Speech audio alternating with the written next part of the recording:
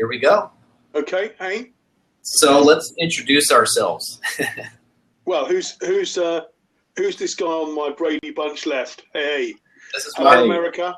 This is Marcus Eaton. I'm here with my friend Mark White and Thomas White, and we are going to talk about my new album and all sorts of stuff. But the new album is called Versions of the Truth, and then Mark, you go from there. Okay. Hi everyone. My name is Mark White. I'm calling in from England. It's a lot colder and it's certainly a lot less sunny than Los Angeles, where Marcus is at the moment. But there we go. Enough of the stereotypes. This fella down here is my son Tom. Hi Tom. Hello. And he's hiding in a room He's hiding in a room upstairs. He's down there. So okay. So I don't know if anybody recognises this fella. Wow! Look at that. Great. Scary. Yeah.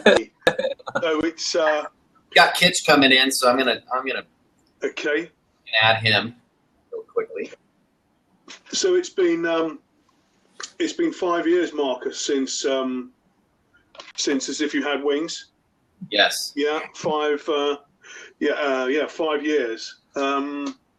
So obviously, in between recording and touring with Crosby and playing with people like Carbon Leaf and Tim Reynolds and those kind of guys. Yeah. As I said, it's been 5 years. Yes. At what point did you suddenly wake up one morning and say, right, I've got an album, or right, what happens next? Do I need an album? What happens there? The way that it's worked for me, actually, this is really cool because the technology has actually influenced the albums now, which is really interesting. Because if you look at 5 years ago, the technology really wasn't quite good enough to have a home studio. I mean, it was getting there. But what's happened with me is that I've had a pile up of work. In other words, I've written songs and written, and then I've never really been able to record them right at one time, if that makes sense. So when I finished the last album, I had a couple songs just ready to go, ready to put into the next recording, but it's really difficult to finance that, especially when you're using a recording studio. So it's like you're looking at paying whatever their daily rate is to go on and record. So that was actually one of the big determining factors. So the fact is, I realized that the 5 years was just a lot of work trying to figure out how to do this, not only myself, but to figure out financing. And as you know, I'm sure we'll get into this, but I did a Kickstarter campaign, and making an album, I mean, as anyone will probably tell you, it's you can force yourself to do it. You can go and sit in a recording studio and write all new material, and you can do that. Bands do it all the time. Yeah. But I feel like the people that do that are on the road a lot as well. So it's kind of like, okay, we tour, we get off the tour, and then we have to set this time aside, like as our creative time. But I'm really lucky because I've been able to just be creative all the time, and I don't, I haven't hit world tours where I'm just completely exhausted. So I'm always writing, and I always have a plethora of material. So now, luckily, I have this situation where I can record, and I'm not going to have a backlog of material. So to answer your question, it was just really a matter of getting the financing degree. And once the financing was there, and I decided to do this Kickstarter, it was just really. So okay, so was it Kickstarter that the Kickstarter campaign that sort of finally galvanized you to, yes, 20 contenders, or what was the procedure there? The procedure with the Kickstarter was just that at first I thought, Kickstarter was also pretty new a few years ago. Yeah. And it was one of these things where I just didn't want to feel like I was a starving artist with my hat in my hand going, could you spare a few coins, just my English. Please, sir, I've got a bum leg, but anyway, it's just one of those things where I felt like I didn't want to be I felt like it was kind of like that, in a way. But I totally have ditched that, and that's why I did it, because I realized at worst case scenario, it's a pre-order, you know, and it's just like, it's like a voting system in a way, because it's just people voting for your, you know, for your album. Some people, you know, people can donate more than others, and it's been amazing to have these supporters. I mean, it's been super cool, but it also starts a, you know, a dialogue between you and I'm hoping we get some of the people that actually, you know, have contributed to the album. And Sci-Fi Nerd, thanks. This new album rocks, man. I'm not sure you've heard the new album. I have a brand new album. Well, I'm through the miracle of people of going to concerts and recording on their phones and things like that. I've actually heard it all. Oh, and, I'm interested in the way that that songs evolve. Because I first heard Better Way, probably about a year ago. I think you and your brother turned up at some sort of LA sort of coffee house chill out, and you played a couple of numbers, and Better Way was just sort of straight guitar. And I thought, well, if that ever gets on a record, let's go get some vinyl, on a sort of digital tape or whatever, bit of metal. That's going to be the arrangement. So how do you decide? How do you decide on an arrangement? Because the album, just like As If You Had Wings, there were so many different types of musical genre, and in this one there's some sort of tabla, there's some strings, there's some cello, all that sort of stuff. So you're just asking how I decided on the production. Yeah, pretty much. I want to, real quickly, I'll get back to that. I just want to say hi to Rob. Rob, this guy Sci-Fi Nerd Love right here, he gave me a ride from Vancouver down to Seattle last week. And we were on their way to a Dave Matthews show at the Gorge. And so in the car, I got to play him the whole album and give him the whole VH1 Storyteller. So what's up, Rob? That's awesome. Thanks for joining. Anyway, so Better Way. I've always, here's another thing about me is that I've always produced my own stuff. It's not because I love to produce my own stuff. The only album that I didn't really produce was our very first album with my band. I had a band called Blab.im, and we had a co-producer who was super cool. He's such a great guy. And he did an amazing job because he just gave us some really great ideas, and it's just somebody that's outside of yourself that's thinking of things that you're not thinking of. They're looking at you like, oh, that's a great idea, but here's the real seed. Here's the real. These are the real goods. And anyway, he did a great job. But I've sort of produced stuff out of necessity in a way. I'm going to see if we can get Kitch in here now. So now that I've gotten further along in my production skills. All right, there's Kitch. How's it going, guys? Hey. Hey, dude. All right.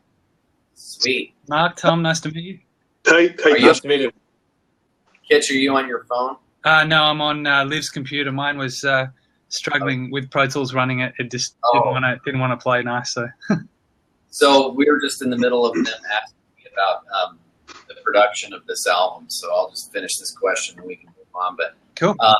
We basically, as I've been working on my albums and producing them, it's been kind of out of necessity. But then I've also had the studios where I've done my stuff have kind of, I don't know, they've wanted to make my material into something it's not, and it just comes from experience and age and everything. And I've worked with people that are engineers that kind of jump into the production thing, and they're like, "Oh man, let's put piano on it. Now let's put drums on it. Let's put," they just go crazy with the production. And I in the past when I was younger, I would trust these people maybe too much, if that makes sense. So now what's been cool about this new project is that it's been me and my friend Kitch, who's now over here on the Brady Bunch.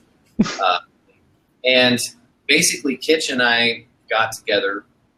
We produced one song together and kind of saw what we could do together. And so really this has been about me really having the vision of production this time without having any other hands on it. except for just me and Kitch being in the room and making the right decisions and actually keeping it simple, because the truth of the matter is there's enough going on just with the guitar and vocal parts that those are already interesting enough. You know, they don't need a lot. And in fact, Crosby told me that, you know, he's like, man, if I were producing your album, I wouldn't put anyone on here. I'd just do you and guitar. You know? Just you and acoustic, yeah? And I thought about that for a long time. And I was like, man, I mean, it would be very cool. But then I just thought that it just doesn't get all the colors. You know, I want to get a lot of palettes, or just a palette of all sorts of different colors and vibes. And you know, because I have all of that in the music, as you've heard the album. So is Kitch there on your shoulder to sort of say, no, mate, you got that one entirely wrong? Or is he saying, you know, this is where you need to turn it up to 11, or what's Kitch? Well, Kitch jump in. That's interesting. We both, you know, both being singer guitarists, we both have realized that, as you know, as Marcus said, that, you know, sometimes just the acoustic guitar and vocal speaks. And essentially, his whole album everything could be eliminated, except for the guitar and vocal, and it really still stands up. And that was something that we really focused on actually getting like a great sound to the acoustic, a great sound to the vocal, and making sure that every element was there and everything else is kind of fits around it. Not to say that, you know, that what, you know, these other musicians that played on the album has, you know, they've done a fantastic job, and they've really added to what Marcus has created acoustically. But when it comes to production, as Marcus was saying, you know, there are a lot of producers out there that just want to add stuff for the sake of adding stuff. You know, like everyone loves strings, so let's add strings. Everyone loves, you know, having, you know, a big synth line over something. But no, it's not. It's not needed. So cowbell. Yeah, more cowbell. Exactly. But you know, Marcus, he knows what he wants. Let me tell you, he knows what he wants, and you know, he comes up with like great ideas. And but there are some times that, you know, we all, while we're working on something musically, we kind of get stuck. And we're only seeing it from one angle, and me sitting there behind the controls, hitting record. There are times that he will be caught up in the moment of playing, of playing a verse or a chorus, and I'll hear something. Yeah. And it's the small suggestions that really, you know, created. You know, there is some crazy stuff on this album that I guarantee no one but Marcus and I can hear at the moment, and it's going to be like the 100th listen that people are going to go, what's that reverse? What's that reverse delay thing going on the vocal? And, you know, there are some things in there that, like, we spent, you know, upwards of 6 hours working on things that probably people aren't even going to hear. I mean, when you were together, obviously most of it was recorded in your studio, Marcus. So in your living room. Yeah, no shoes on the carpet, and your little Pro Tools thing in front of you, and your 3 guitars hanging on the wall. But when you got into the studio to do the mixing and that sort of stuff, how long was that? Did you sort of buy one day, or no? You went until it was finished, or? Well, this is the thing. Kitch and I, we work as you're working digitally. You're kind of mixing as you go, which is really great. So you're just going, and, you know, we had these really great, nice little, you know, mixes happening as we were working along. But then, you know, the cool part, I think, and Kitch can vouch for this, but man, our learning curve just went way up, and we upgraded, you know, a couple little things. Like we had this. It's not important what it is, but we had this amazing EQ that we got later. Thank you, Fab Filter. Yeah, exactly. We won't name names, but anyway, it came in kind of near the end, and we were like, oh my God, that's awesome, you know, because the trick is to recording in a place like this is that you have to EQ it properly. That's really, wouldn't you agree, Kitch? I mean, that's really what it's about, especially because this capturing the source, not an acoustically treated room. So anyway, we ended up doing a lot on the spot, and by the time we got through, I mean, we did, how many mixes did we do, Kitch? We probably did 7 iterations of each mix. We did a lot of work, but as I said, we learned a lot, and I mean, I did 2 vocals, 2 leads on each song, because we had one microphone that we were using, and it just wasn't quite good enough, and then our good friend lent us a microphone, so we had this amazing microphone called a Burton, which is like, you know, $10,000 incredible mic, and it sounded perfect. So we redid the vocals, and then I used this other one called an SM57. SM7. Or sorry, SM7 for the rock song. Get it right, mate. Get it right. Right. But anyway, so we worked our asses off. That's basically it. I mean, all the mixes were done at Marcus's place. We did use we did some referencing here at my little setup here after the fact, but yeah, everything was done at Marcus's place. We took the rough mixes to a whole bunch of different rooms to hear how they were sounding, and everything was translating really well. And the key component for mixing is to make sure that things are translating correctly. Most importantly, the voice. And we found that everything was balanced and everything was nice, and the only thing that we really needed to focus on was the low end, kick drums and bass guitars and any like low synthesized stuff. Yeah. And we painstakingly found points in the room. Marcus had one. If you're looking directly at him at the moment, just to the right hand side, he's got his. There's like right at the back there. There's like one point there where the bass is just the perfect level. Yeah, and lie on the floor back there. Yeah. I think the whole reason why Marcus doesn't allow people to wear shoes in the apartment is because it gets pretty exhausting recording. And what we'd do is like one of us would stand in the back corner of the room checking the bass, and then the other of us would like almost like fall into a heap on the floor and just listen. Did you? Was there at any point you thought that you were perhaps in danger of overproducing? I mean, when did you know that? We tried every idea that we had, and the good part is, I mean, if you start off, it's like starting off with the right essentials, and once we had the drum parts, it's like the drum parts were just so solid. I mean, this guy Eric Eldenius that played, he is such a badass that, I mean, we didn't edit anything on it, right, Kitch? I mean, it was just like Eric's a machine. Yeah, most drummers you get in there, they miss a couple snare hits, or they're just not they're not totally sure of what they're doing. In other words, like it's kind of there, but you have to go in and sort of manipulate it a little bit. But Eric, man, he just nailed that shit to the wall. So it was just great because not only did he nail it, but it enabled us to then just build the whole thing around it, which is exactly what you want.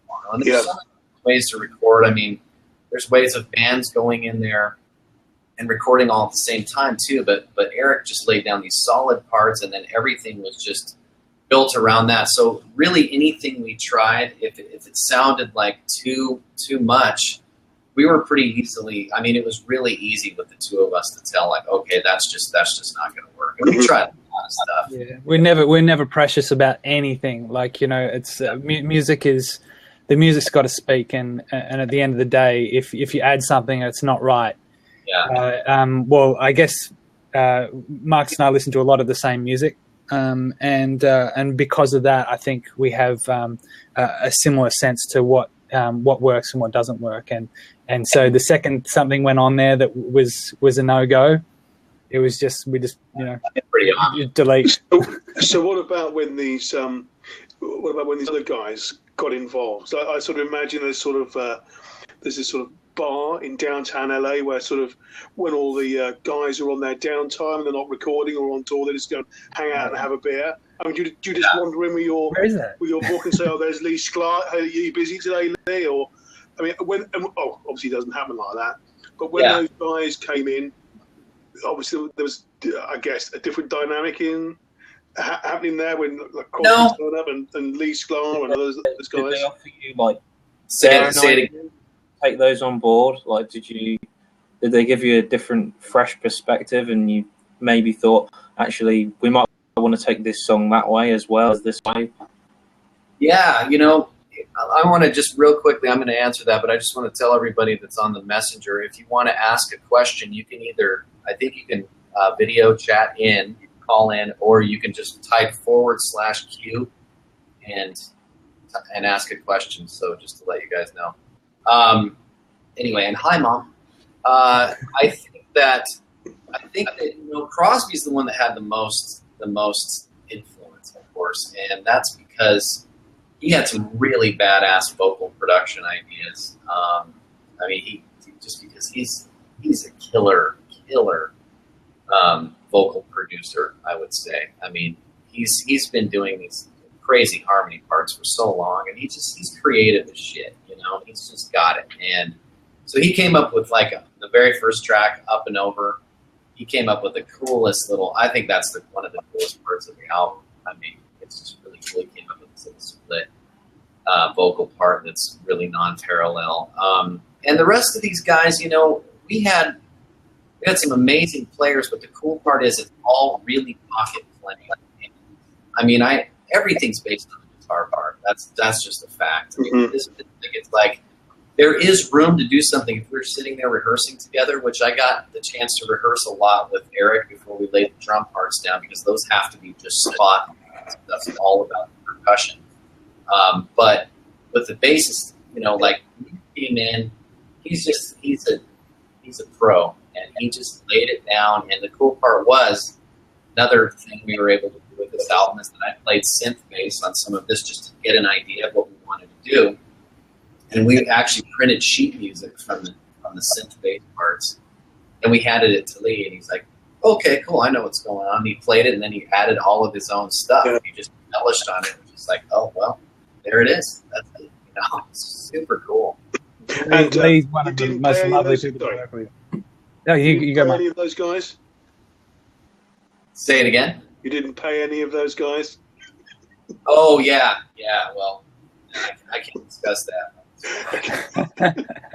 Actual obligation. Yeah. Sorry, Kitch. Carry on. I jumped in. Sorry. Yeah. No. Working with Lee is a lot of fun. Like he's a real character, and he came in, and we hung out, and we took the flip the bird picture, the obligatory flip the bird picture with him, and we got into it. But he just knows what he's doing. It's like you leave those guys to their own devices, and they really add something. Not just Lee, but John Evans, who I believe is playing with Tori Amos. He's a fantastic bass player. He played on a few of the tracks, and he brought like a huge energy to the track. And these guys, with music, sometimes it's not what they suggest; it's just what they do. Right. That really adds. I don't think any two players sounds the same. Yeah. Sorry, what was that? I guess you get so much out of it once they're in the zone and they get it. And that, do you find that they feed off of you? You go from there, get the ball rolling, and then it just happens. Yeah, Crosby especially. I mean, he's my pal, and so he was just so stoked. Like on Up and Over, the first track, he was just. I mean, he couldn't wait to sing that thing, which means that you're just going to get a great performance. And ultimately, I mean, I'm sure Kitch would agree with this, but an album is just like a photograph, and you capture the person's energy. And if the energy is really positive, it's just you can feel it. And we got some really, really good energy. There's a question over here from Rob. It says, how much input did Crosby have on the lyrics? Crosby, I wrote all these songs, so he didn't have any input on the lyrics, but we we wrote a bunch of things together, but there was one that was just still unfinished that we wrote with his son James, and we just never really got a chance to finish it. It's called One Word, and I mean, I would have loved to have put that on this album, but never got to sit down and do it. And so it's not a question of if it will happen. It's just the next time it will happen, and we'll do some stuff we co-write on that album. Is that the song about Congress? No, that's a different one that we're working on called Capital. Oh, right. Because I think he tweeted about that yesterday or today. Or oh, cool. Yeah. What did he say? You remember? I think just somebody was asking about, obviously, how important is politics to you, David? And do you still write political songs? Yes. Right. Okay. So where have you been? I love it. Yeah. So it was just that was what it was. That was what it was. Sweet. I love that. This is awesome. Sorry. So many people here. This is great. You were talking about, or Rob was asking about Crosby having some influences, or what influences Crosby have in the writing. Just purely on the writing process, the composing process. How do you construct a song? What do you have an idea of a melody, and then the words fit the melody, or the melodies fit the words, or do you see something on TV and think, oh, there's a song there, or what does it happen? And Crosby says it's the muse visiting him. How does that visit you? Well, there's another one night. That's what he said. It's just like, it will knock on one night, and then it won't, and then it could be months until it knocks on my door again. Yeah, it's true. I mean, I think the thing about it is, for me personally, is that I'm really connected with my guitar. So, I mean, a lot of times it's just like me working out these really cool things that I like on my guitar, and then that influences me to keep working on it. And then the vocals come next, because the melody works within that framework for me, and I like that because it's really connected. But I've had it happen in a number of different ways. I mean, I've had it happen in ways where it's very synchronous. In other words, like I'll read something like the song "Flying Through the Fire," Mark, from the album. I was reading an article about this pigeon that had flown over from behind enemy lines in World War II and died at that time in World War II in this guy's chimney. And he was cleaning it like 2 or 3 years ago, and he pulled the grate down, and they found the leg of this pigeon with a message attached to it. And I was just like, man, that is such a cool story. And I don't really even remember how I connected it at all, but I came up with the chorus first.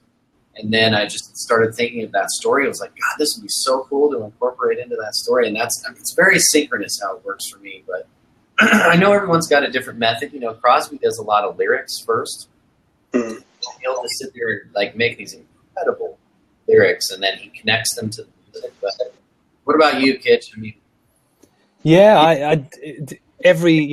people ask me, how do you write a song? And I'm just like, well, you write a guitar part, or you're walking down the street and you get like a line in your head that just won't stop like bugging you, and you go, that's where it starts. And then it just kind of, or even like sometimes even I'll be sitting in the studio and like a sound will some like sampled instrument or like something that I do on guitar or whatever just goes, okay, this is what needs to be done. And it just there's actually a really interesting YouTube video that's that was I think it was a TED talk, and it was done by the woman who wrote the movie Eat, Pray, Love, and she talks about how ideas come to her, and it was probably the first time that I actually heard someone talk about writing and creating in a way that I understood that it worked for me. And she talks about like just how what was the word that she used, kind of like the ideas come like they are being like you are a conduit to the idea rather than you're actually creating the idea. And actually a good thing about that is that it takes the pressure off the artist and rather than you actually being the creator, you're actually the conduit. So when you have days when you can't write, it's not your fault. It's just that, you know, the whatever is feeding you is not feeding you that day. Right. That's really interesting. You know, the idea of influence and being influenced by things and being a collector, because Marcus, it seems to me that you're quite a collector, not just of different accents, particularly, and you know, you do seem to be very attuned into, you know, both the European, sort of Italian way of life and the British sort of cod, Michael Caine, Cockney gangster kind of thing. There's also that sort of magpie activity going on with all the various kinds of music. They're like flamenco and sort of the Police kind of, you know, white reggae sort of thing.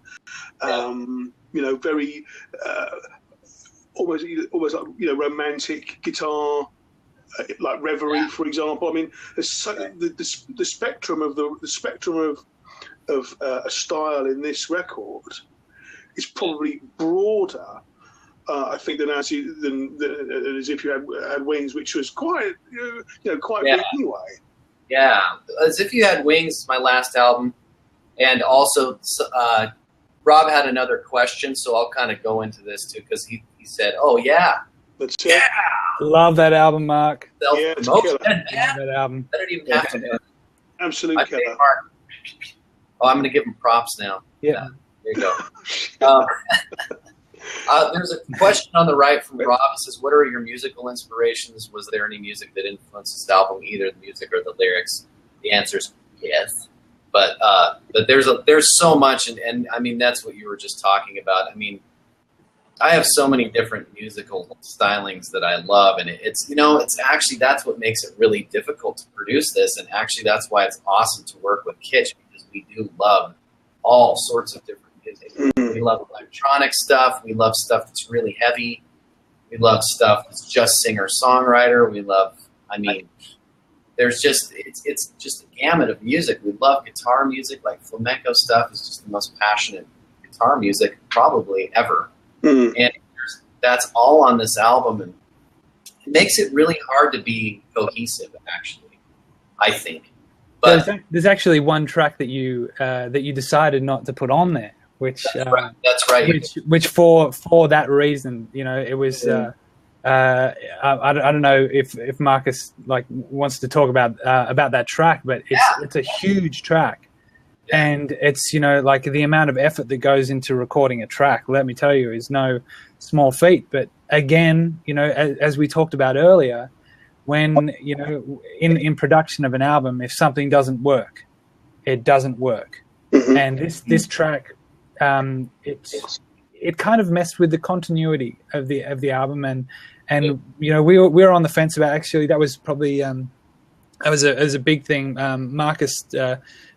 When talking to Cros was like instantly, he recognized it as well. He was just like, guys, this needs to go.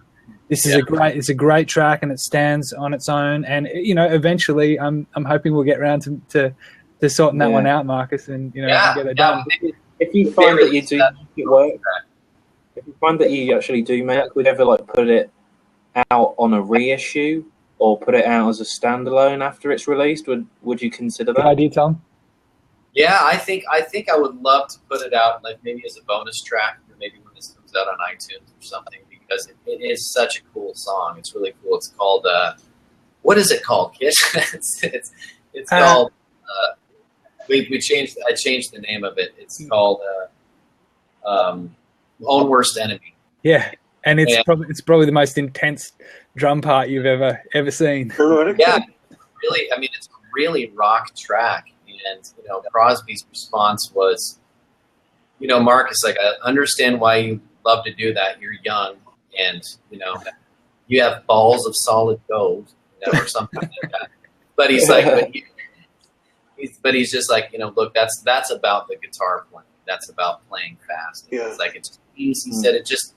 Like, I love the track. I think it's amazing. It's got great energy, but basically, it's not as intelligent as the rest of the tracks. Now, this is where the production thing gets interesting, because I actually don't think it's the track. I think it's the way that we produced it, and it's the guitar part, because I could have done a halftime thing with it. If I showed you the guitar part, you would hear what I'm talking about, but the drums could have been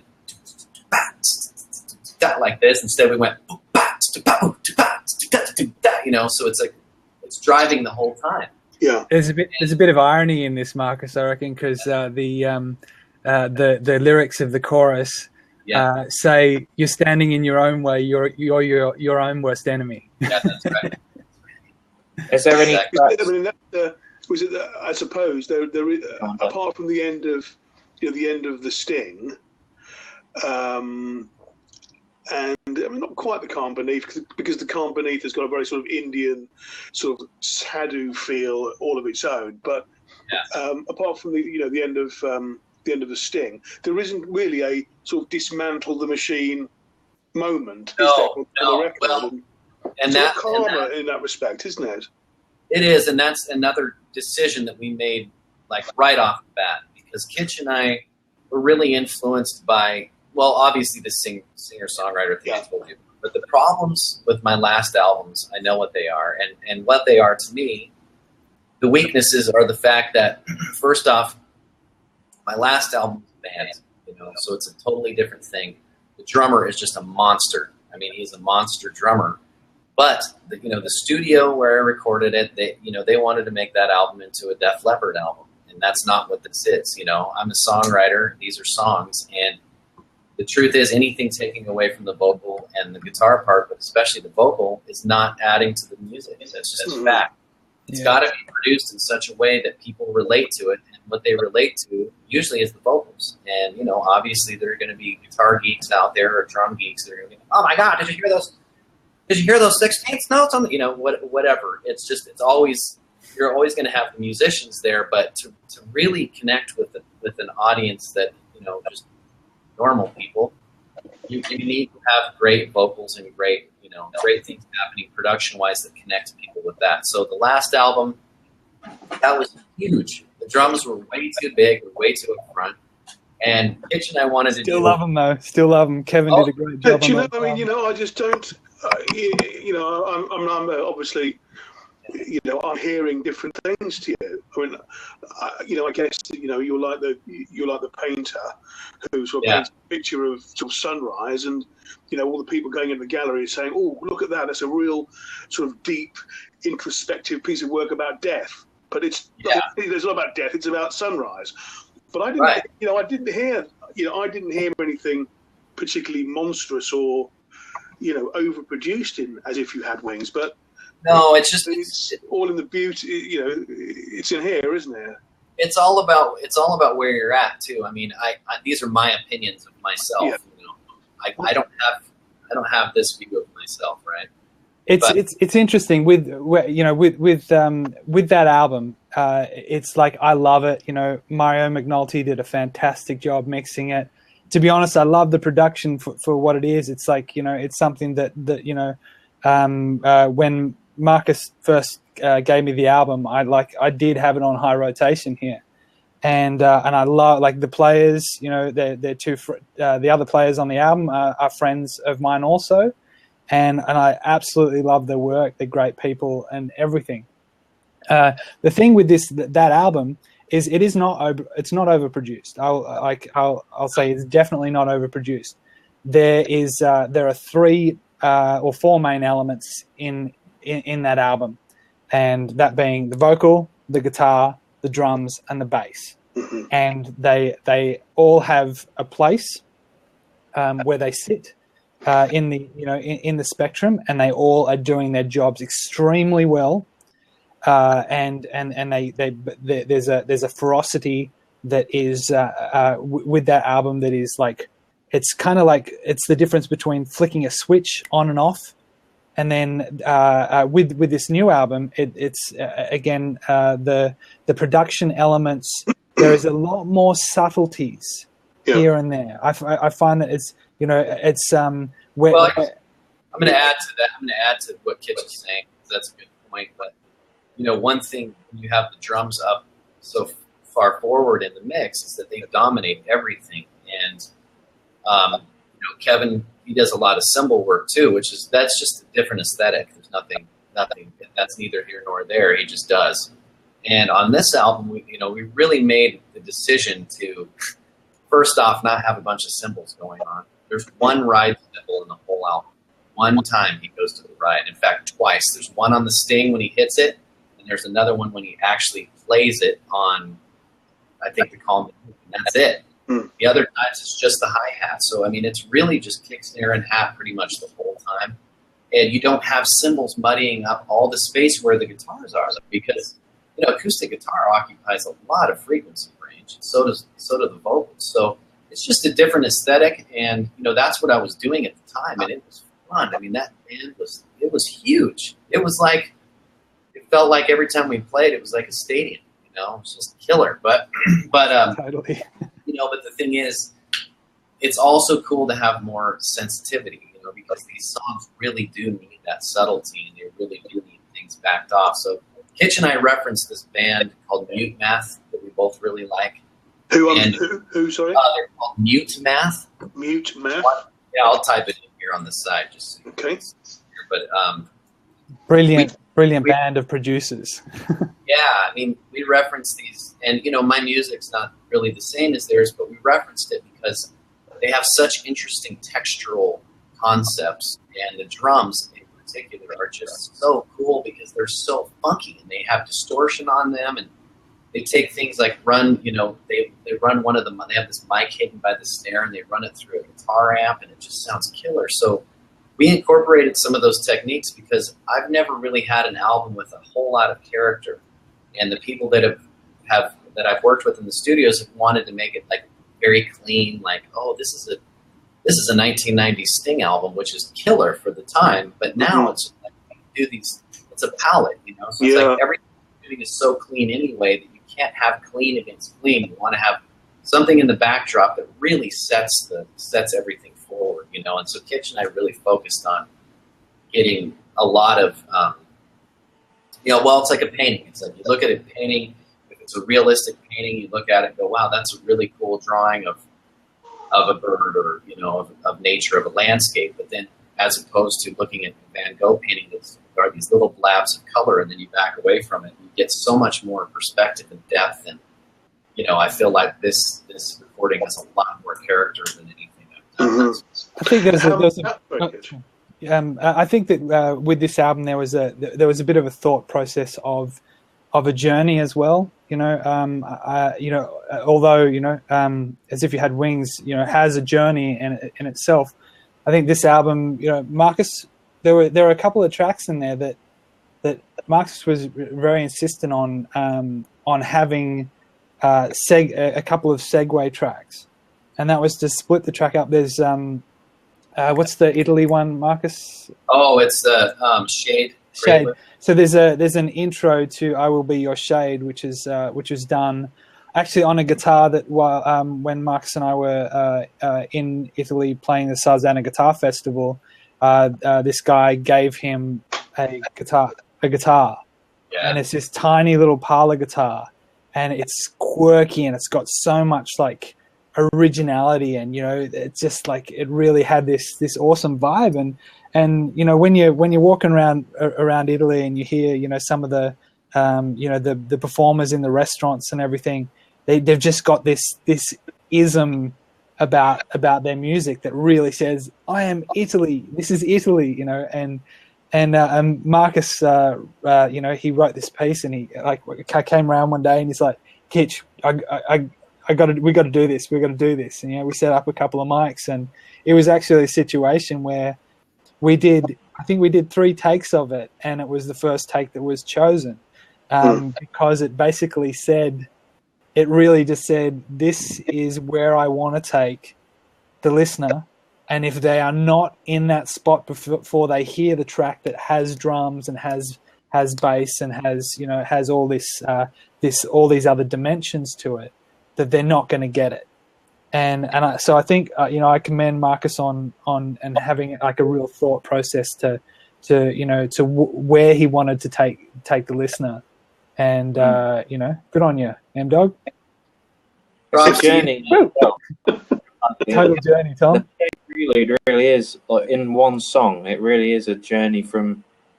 It really does get you prepared for I Will Be Your Show. But I don't know. Under the surface of the track, I reckon you can take a lot away from it, because the way it progresses, like you can, the emotional sort of tie to it, and you can just really sort of relate to the music, even though it doesn't have any lyrics. Musically, you can just sort of, it translates so well, and and it's, I don't know, it's good in that way that it does that really subtly. It's funny you say that, man, because when we there are different stages of recording. There's the recording part, there's the mixing part, and then there's the mastering part. And we had the really good fortune of working with one of, as far as I'm concerned, one of the best mastering engineers in the world. He's known for massive amounts of credits on U2 stuff, amongst other huge artists. But that track, that intro in particular, when we got to the mastering stage, we took it to Scott's. Is it Scott Cedillo? I always I can't pronounce those names. Scott Cedillo.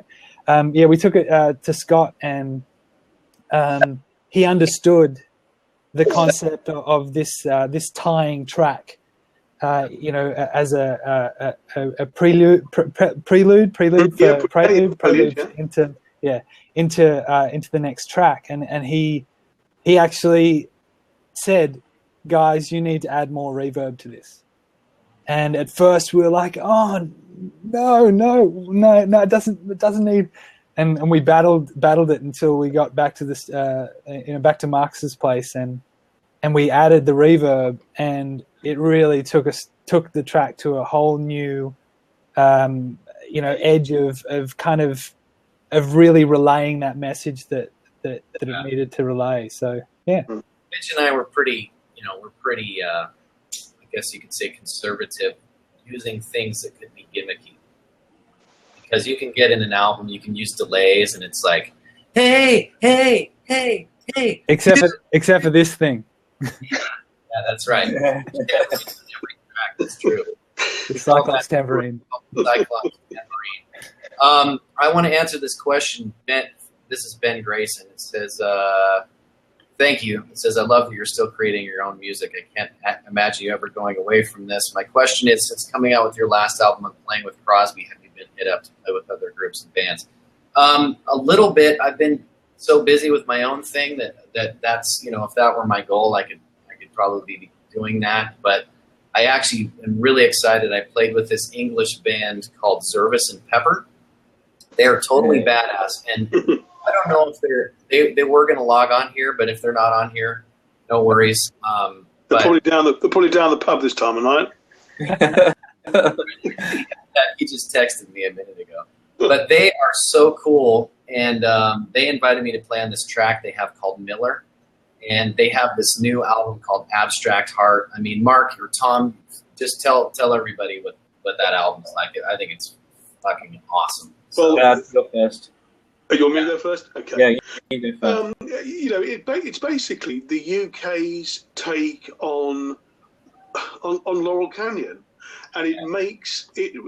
I mean, cool sound. Kathy Pepper has got such a gorgeous voice. Between them, there's Kathy Pepper and Paul Zervis, and Paul is the guitarist, and Kathy is it takes the female vocal, obviously, but they blend so beautifully, intelligent lyric, sophisticated composition, and they make it groovy. Yeah, and it's just a real chill. Lovely to be here, lovely to listen to sound. And the new record, as Marcus has said, is making some very, very big noises in Europe at the moment. And they finished a tour, beginning of this year, I think, with Deacon Blue. And I think basically they haven't stopped moving since. And some fantastic stuff. Yeah, go ahead, Tom. Tell me. They're up and down the country all the time. I think what's good about their music is the fact that it translates so really well live, and it doesn't take anything away from the album. I prefer hearing it live to actually hearing it on the CD. I don't know, just the fact that the way that they feed off each other and the way that the music just flows live, it's just really, really good, and you can just really enjoy it so much more. I just think that they've just got a lot of character and persona on stage, and I just think that they really get it, and they get the sound that they're going for. And obviously, you can tell that David Crosby's influences come through. But I definitely agree with what my dad just said, like Groove, definitely. And I'd say Abstract Heart is definitely the standout for their album. If you haven't heard it, I would listen to that one, because there's a great bridge in that song, and it's just it's such a great hook. And if that's what you're up for, hooks and groove and intelligent lyrics, and just really really. I think it's wonderfully fantastic the way that that you guys met on an aeroplane, and then suddenly they turn up to the Troubadour, and then you're Skyping each other and recording from America and Wales. I think it's just brilliant. I just floors me. Cool part is I met them basically the same day, or one of the days that I met you, Mark, because I met Zervis and Pepper at the Troubadour. I had a friend there from London named Marie that I met on a flight, and she happened to be in LA, hanging out, and so I invited her to the show at the Troubadour because she just happened to be there at the same time, and she was talking with these English people, and I met them right when I walked in for the show, and I was like, "Hey guys," and they were just super cool, and then after the show, I mean, I just instantly knew that they were cool people. They were the real deal. You can just tell, they're really great musicians, and so. Yeah, it's been really cool. And the other thing is, to point this out again, the technology is so great right now that I was actually able to record the parts here at home. So I recorded the electric tracks. They sent me their track. I sent them back to them. That's incredible. That is such a great feeling. I mean, on this my album, I had a cellist play on my stuff that was in Rome, and one of the bassists played on this, recorded his stuff at his studio on the East Coast. I think awesome. So, very cool. As the album started to get sort of wrapped up in terms of production and everything else, you obviously had to sit down with Kitch and decide on the running order. How tough was that? That was Marcus's job. Yeah, I think stayed away from that. Kitch was actually gone for that. You were by then, Kitch. I went. We thank goodness for the technology. We were constantly back and forth on Skype, and I had a little studio set up in Sydney, but I had to go back to work with my band back in Sydney, and the running order. It was it's really hard to tie up an album, especially for perfectionists. Marcus and I do not like to leave anything unlooked at least. There are certain things that you always think you can do better, and it's quite an emotional strain finishing an album. But we had a lot of back and forth about the order, but Marcus essentially came up with the initial order. We had a quick chat about it, but then Marcus decided this. Actually, I'll throw in that Crosby is the one that actually helped me with the final order, because I actually had the song "Better Way" first on the album.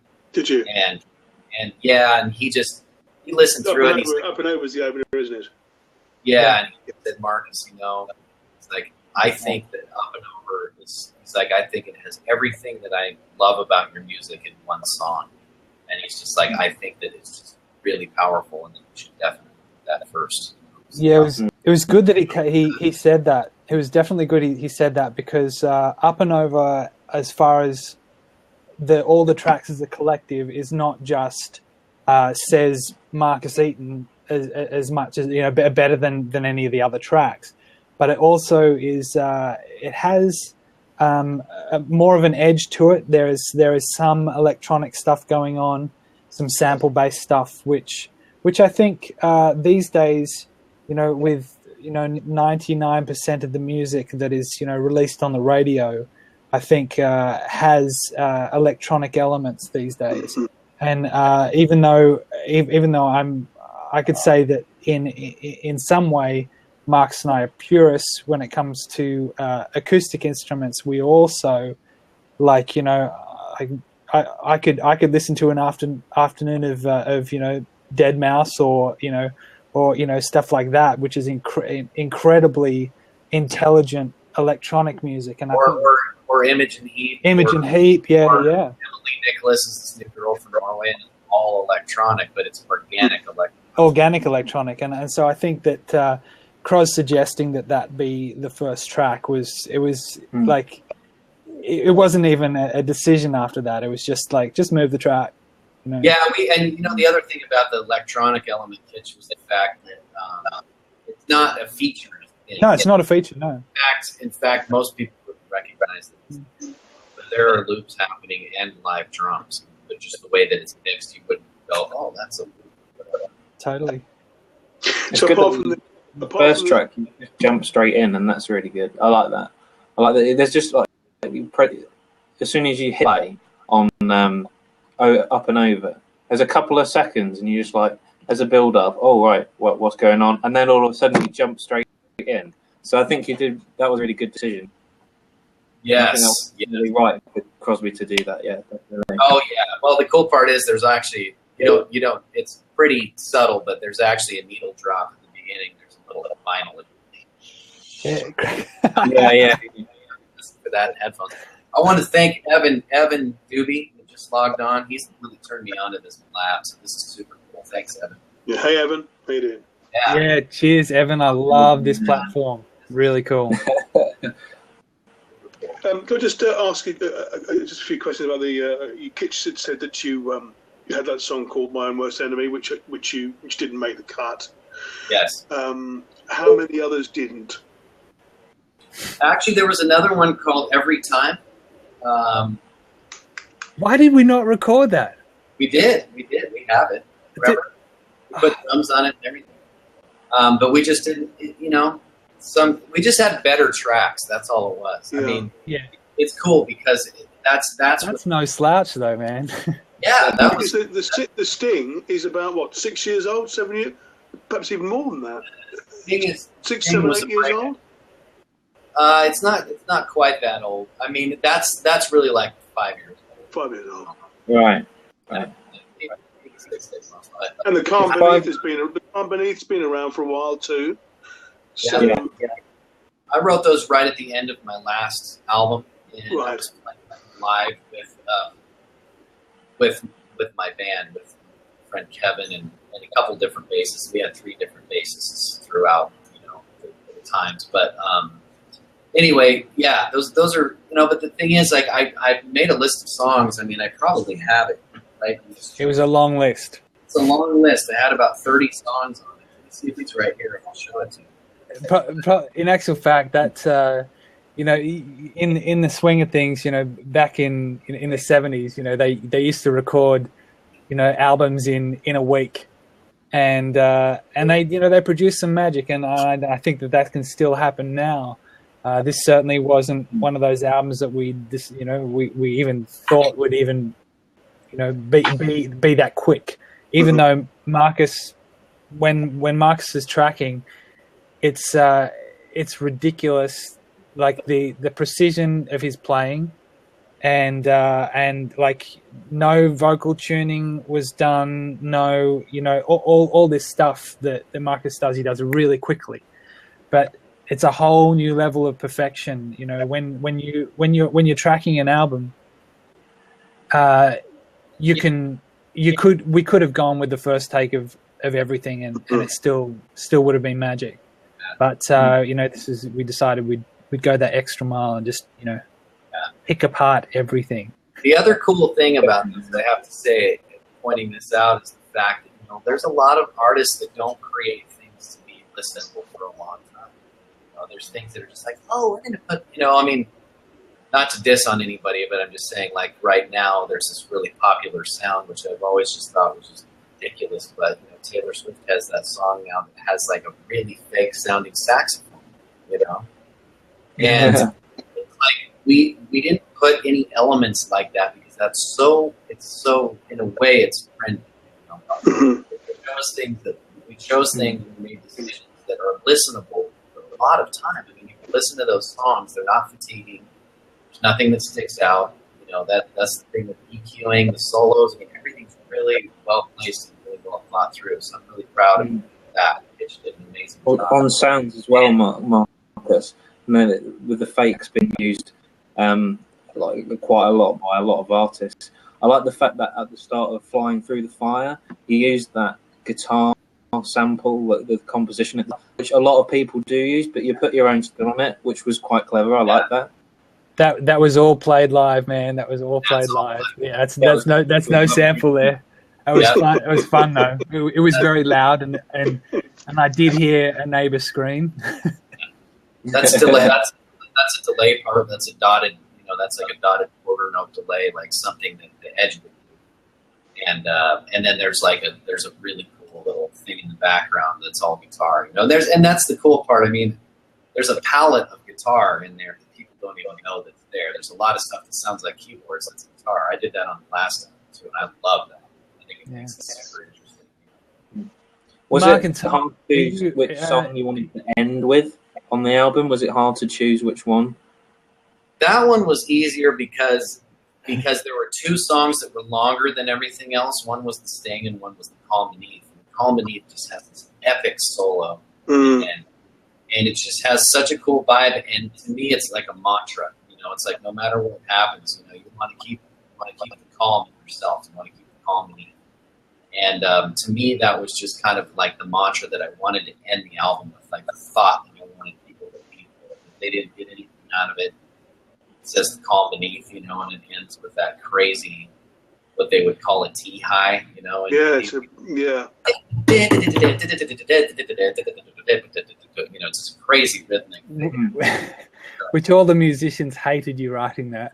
Yeah, that's right. That's right, John. I think it's a fantastic piece of music, and it's the kind of track that a band could really pull off live.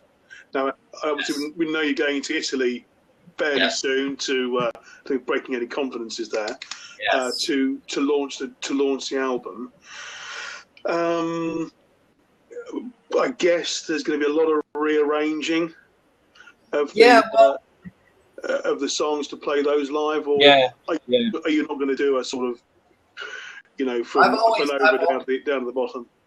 I've always done looping, and the looping is really interesting. I try not to overuse it because it can be a gimmick, but actually I should mention this too. I got this really cool, this is for the guitar geeks out there, but just this, like 2 days ago, I got this deal from this company called Eventide, and this has got so many cool things that will allow me to kind of create, this will allow me to create a lot of the palettes that I have on my album. And, effects-wise, I have a looper and I have a delay. This is all badass things. So it's another chance for me to be creative, to try to figure out how to kind of replicate that sound without fully trying to do it. And then the other fact is these songs started on guitar, and they're guitar and vocal. And a lot of times, I mean, this is neither here nor there, but a lot of times Kitch can vouch for me on this, where I do the acoustic show and people are like, oh, well, where can I get that recording? I want that recording. I want the acoustic recording. Like, they're not even interested. I say, oh, this is a band. And they say, oh, that's cool, but I like the acoustic better. So, different strokes for different folks, but it's always really fun to play and come up with different arrangements of these things. Yeah. Marcus, talking about acoustic, just over to your right, our left here, that guitar, Marcus has had the good fortune of receiving the most wonderful gift from Cros a few years back, which was this guitar made by the genius that is Roy McAllister. Roy McAllister, I cannot say enough about these guitars. Usually when you put a microphone in front of a guitar, you have to find the sweet spot of that guitar.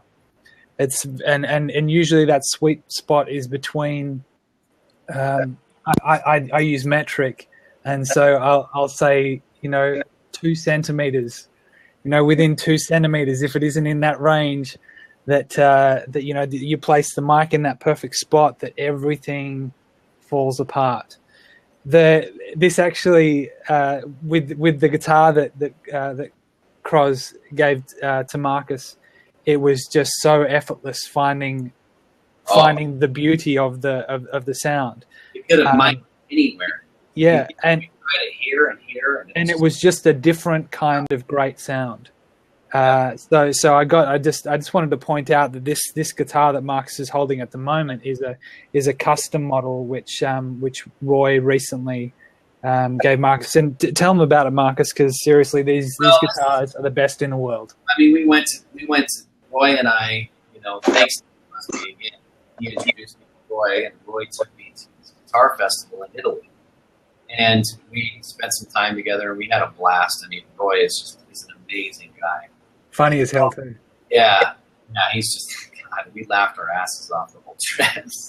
Oh God. Anyway, Roy, he saw me play, and we hadn't spent a lot of time together, and he'd seen a couple of videos and stuff. But when he saw me play, he said, "Man, if I would have known what you did, I would have built something. I would have constructed something totally different for you." So this was the brainchild of that discussion 3 years ago. So this is a Sapele mahogany body, which is a really hard mahogany. It's a German spruce top, and a very dense type of mahogany neck for like finger tapping stuff. And this thing just totally it surpasses anything I've ever played. It's just nuts. I mean, I don't know how well you can hear it on the stream, but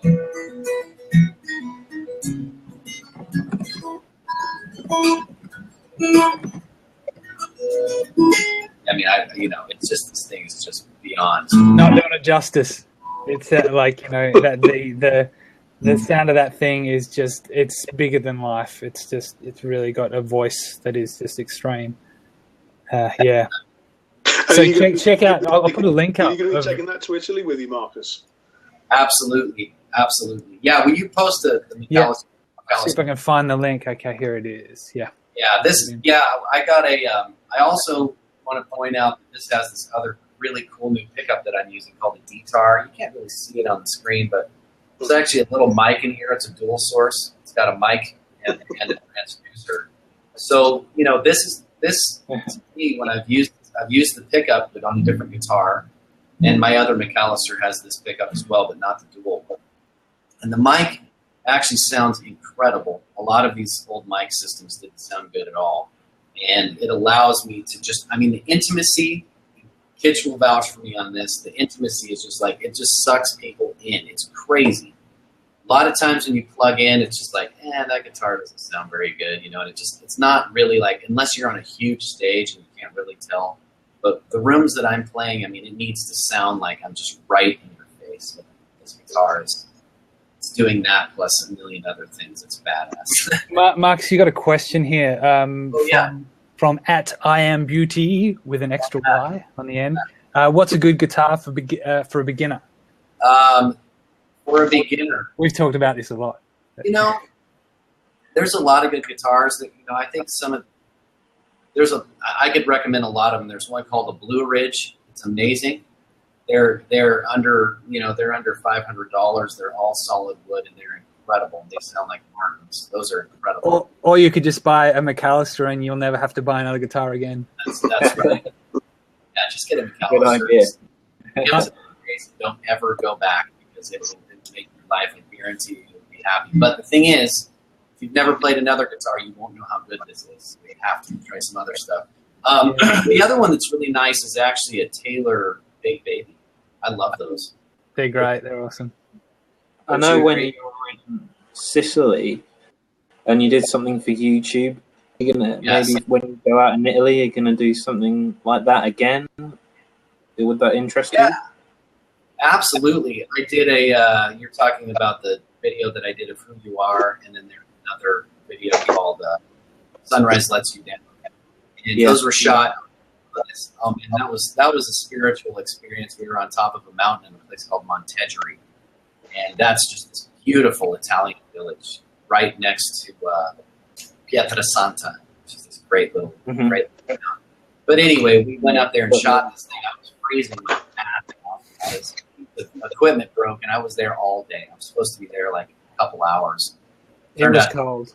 8-hour day, and I was freezing. But anyway, I absolutely plan. I actually just talked to those guys today. That's an organization called Tuscany Acoustic, and they film people playing, in these incredible locations. So yeah, absolutely, I plan on doing that. Matter of fact, there's a song on the album called "Picture of Us." It's inspired by Italy, and Is this the one in the Uffizi Gallery? Yes. Yeah. Yes. And so that's three Italian songs. There's an Italian theme going on here. Yeah, there's a prelude, and the prelude was kind of a little bit separate, but still, that's what, to me, that takes you to Italy. And then "I Will Be Your Shade," which is Crosby's favorite, or was. I don't know if it still is, but that's his favorite. And then "Picture of Us," which is about falling in love, which I did in Italy at the Uffizi Gallery. I went to the gallery, and then it just this thing. Anyway, point being, I want to film a music video, and it's going to happen this trip. So I'm really excited about that. I'm talking with a guy, great director there. So fantastic. Yeah. So absolutely. We're basically into the sort of the business now, aren't we? The business end of the record. So it's out of your Kitch, bite that lip. We make music. I know, it's out of your hands, Marcus, out of your hands, Kitch. It's now sort of going out into the sort of the great wide world. How difficult is it these days to, okay, you've done it, you baked it, it's out of the oven, it's there. How difficult is it to go and get people to buy it? I mean, you've got marketing, PR, radio stations, TV stations, all that sort of stuff. I mean, where do you start? Go ahead, Kitch. You want to say that first, and then I'll hop in on it. I'm just it's Marcus has talked about different ways of getting the album out there. Obviously, Marcus is built from doing many gigs over the over the last how many years, and he's built up a fan base of really loyal fans, and it seems that every city he visits and every country that he visits, he's got more, more and more people who, are interested. And this day and age is an age of social media, and doing things like this, I think, is a great way of promoting things. I think people can happen upon it. I think open discussions about music and about how things are put together, I think it's just fantastic. Like this platform, this Blab platform, I absolutely love. As far as record companies go, these days you sign a record deal with a major label. It's you can be very lucky and become a part of that machine that can ultimately make success instantly. But then again, it's like, where do you there's no guaranteed way of getting things out there.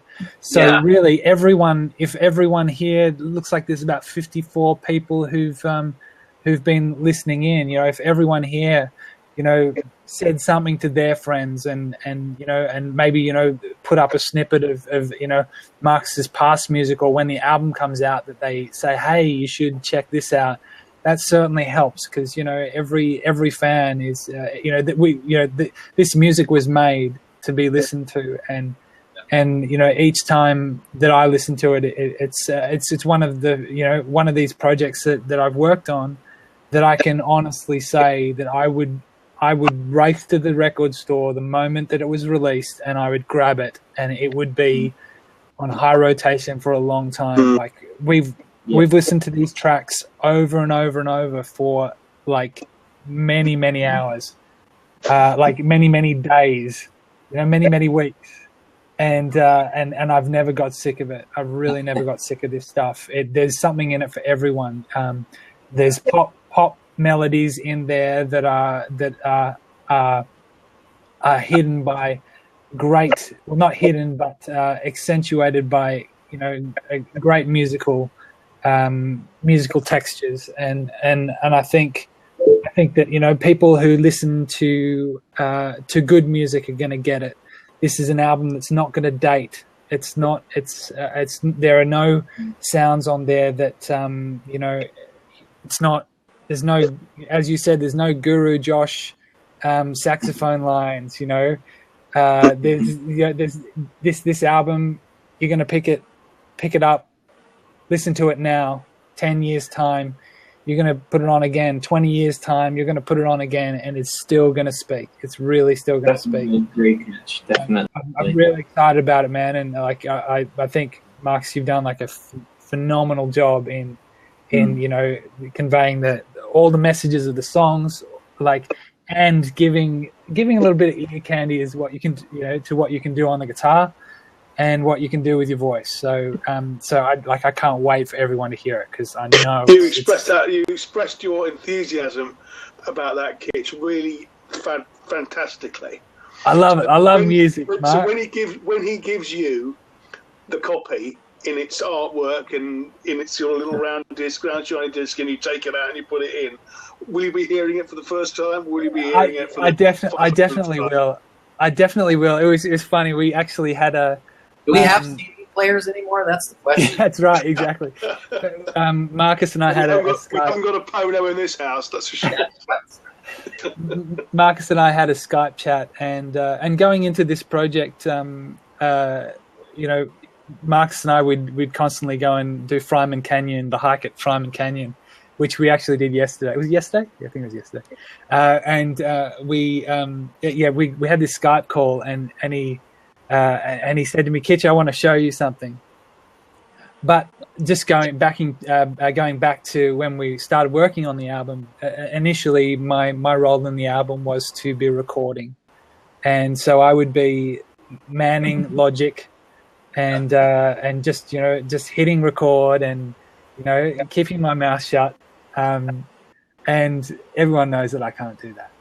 So anyway, this Skype conversation, we had. He goes, "I want to show you something," and he held up the artwork for the album, and it was a very proud moment for me when I saw that he had credited me as put production credits on there with my name, and it was like it was a pretty proud moment for me, because I know how hard we worked, and yes, so you're right, Mark. When he sends me the final copy, it is going to be certainly a proud moment to be listening to it for the first time, and I'll play it loud. Yeah, Marcus, what's your favourite moment?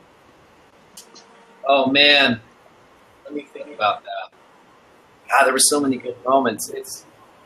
An album is, this is a 2-year process, so you're looking at a lot of different moments. One was definitely one for me that sticks out in my mind is when Lee came over to play, because Lee Sklar is he is the baddest ass.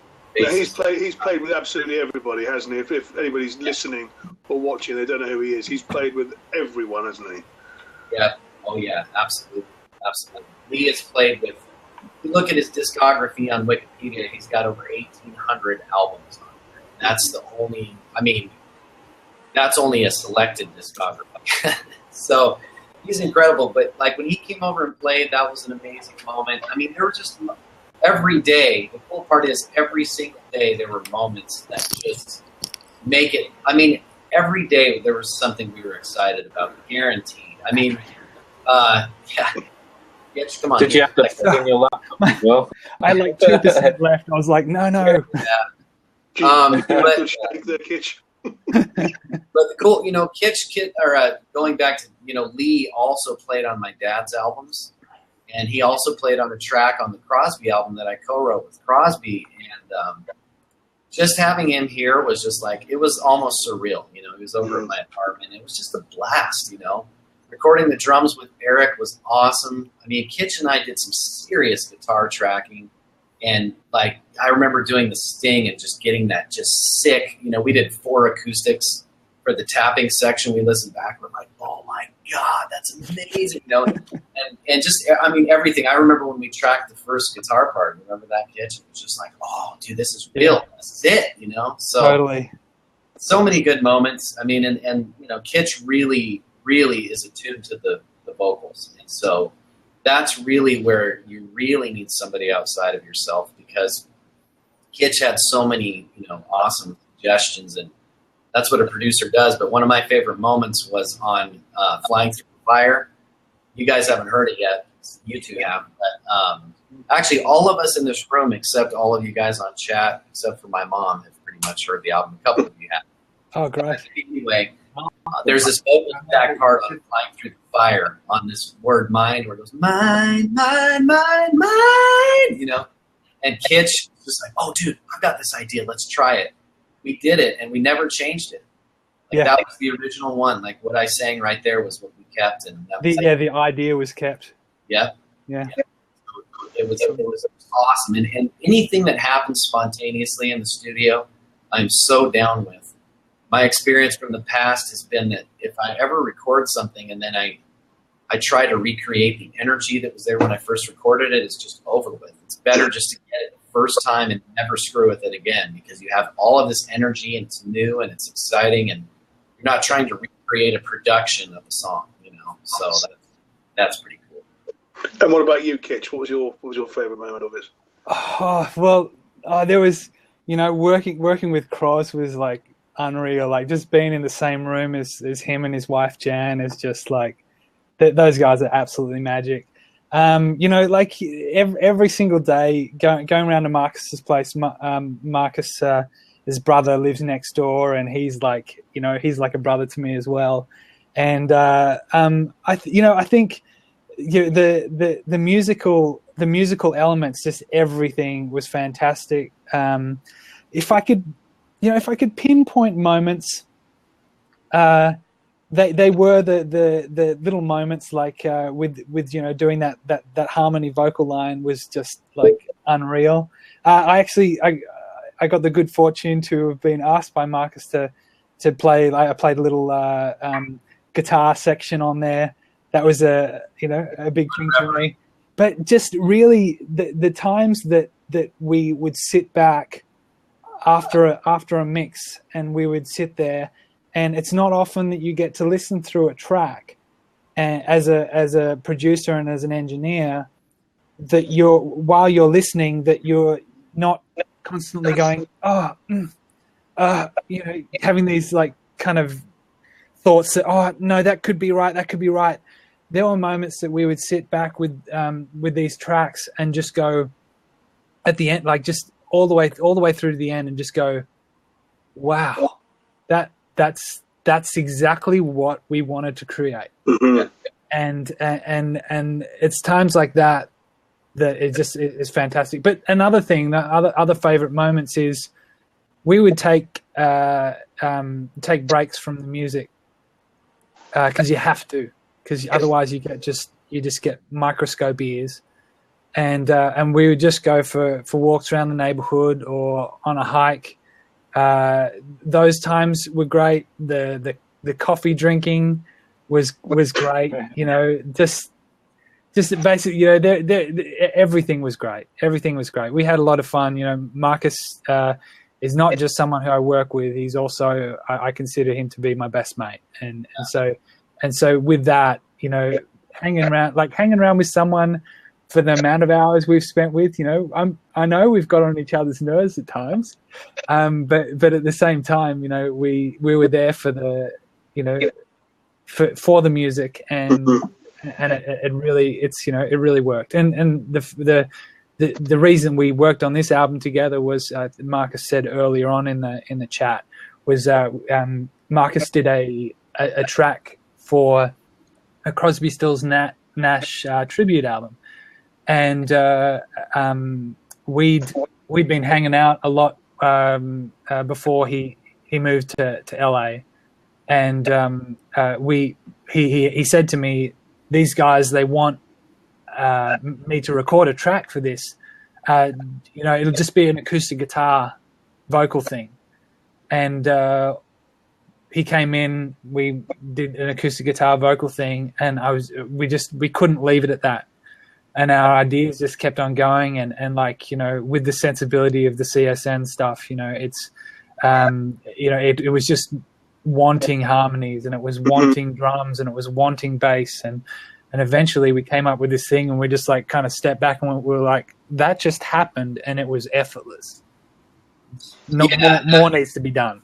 That was a killer recording. That was you've heard it, Mark. But yes, have you got a link to that, Marcus? We can send out, because it might be on iTunes, Kitch. But this is also put out by the label that's going to release my album here, great, called Route 61 Music, and I'm really excited about working with these guys because earlier these guys were asking me on the side, like, what's my plan?